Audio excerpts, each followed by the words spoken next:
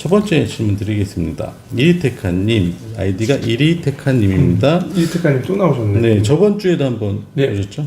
그 질문은 뭐냐면 무주택이고 아무 물건도 갖지 않은 상태에서 처음 시작으로 1억 원이 있다면 용주주님께서는 무엇부터 시작하실지 궁금합니다. 네, 이 질문이 많죠. 네, 지금 이게 중첩되는 질문도 많고, 그리고 뭐 5천만 원 있으면 어떡할까요? 그렇죠. 그러니까 그지 제가 이제 강의에서 아니면 어디 영상에서 최소한 건물, 꼬마 빌딩 다세대 다가구를 살려면 3억에서 5억 정도 듭니다라고 하니까 그거에 못 미쳤을 땐 뭐 하면 좋겠냐라고 얘기하는데 제가 소형 아파트도 사도 된다, 뭐 여러 가지 이제 제안을 드리긴 하는데, 네네. 제가 오늘은 달리 한번 말씀드려보려고 해요. 다른. 그래서 지금 1억 원이 있으면 뭘 해야 될지를 찾는 방법을 말씀드리고 싶어요, 오늘은. 네. 그러니까 제일 먼저 여러분들이 내가 돈이 있다, 5천만 원이 있다, 1억이 있다, 1억 5천이 있다 했을 때 뭘 할지부터 시작하면 좋을까요? 라고 생각하지 마시고 네.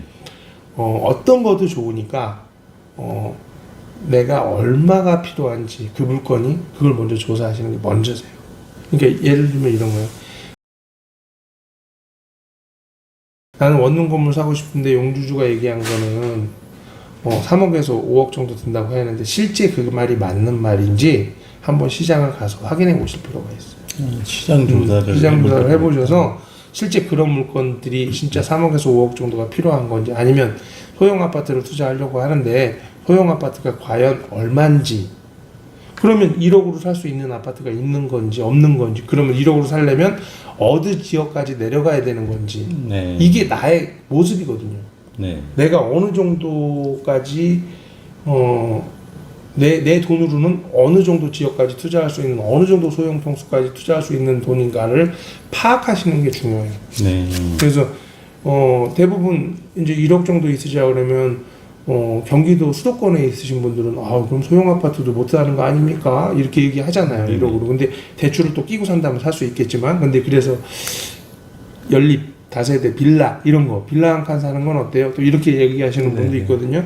다 나쁘진 않아요. 네. 근데 제가 이제 빌라 같은 경우는 나중에 되팔기가 좀 어려우니까 하지 말라는 거고, 소형 아파트를 투자하라고 말씀드리는 부분도 있고, 여러 가지 방향이 있는데 거꾸로 내가 그 돈으로 뭘 살 수 있는지를 알아보는 게 아니고 투자 자산을 공부하다 보면 얘는 어느 정도 있으면 살 수 있는 거고, 얘는 어느 정도 있으면 살 수 있는 거고, 얘는 어느 정도, 그 자산 포트폴리오에 맞는 거를, 맞는 금액을 찾자 보시다 보면 그 금액이 어쩔 때는 확 낮을 수도 있고요. 네. 어쩔 때는 또 높은 물건이 나올 때도 있고 그래요. 그러니까 실투금이라는 거는 그때그때가 다 달라지거든요. 네. 물건을 얼마큼 많이 아느냐에 따라서 많이 달라질 수가 있어요. 그래서 그거는 크게 걱정할 필요는 없는 거고, 고민하시는 것보다는 오히려 내 돈이, 그럼 지금 현재 1억이 있는데 그러면 2억은 언제쯤 모일 건지, 3억은 언제쯤 모일 건지를 계산해 볼 필요가 더 있는 거죠. 그래서 제가 매번 강조하는 거지만 가계부와 자산평가서를 써보라는 이유가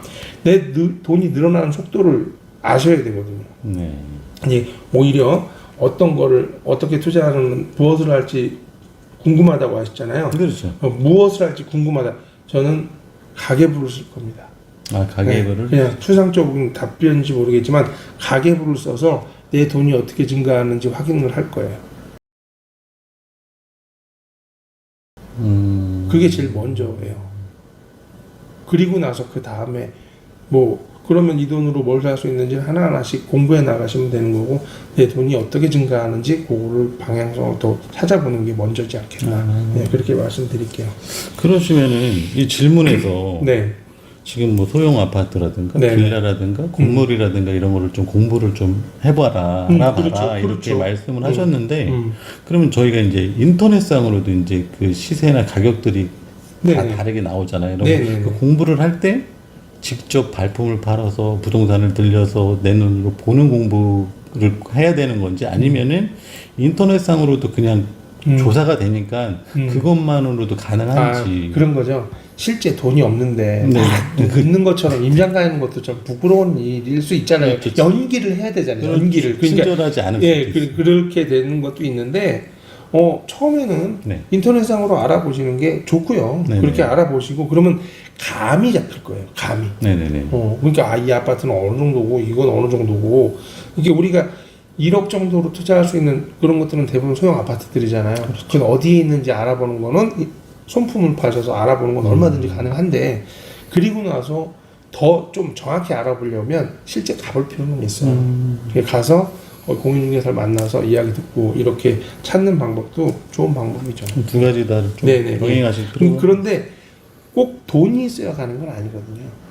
돈이 없으니까 가는 거예요. 가서 보고 그러면 자꾸 가서 보고 오잖아요. 그러면 열심히 살아야겠구나. 저 마음에 드는 걸 찾았는데 돈이 안 맞잖아요. 그렇죠. 그럼 막 동기부여가 되는 거예요.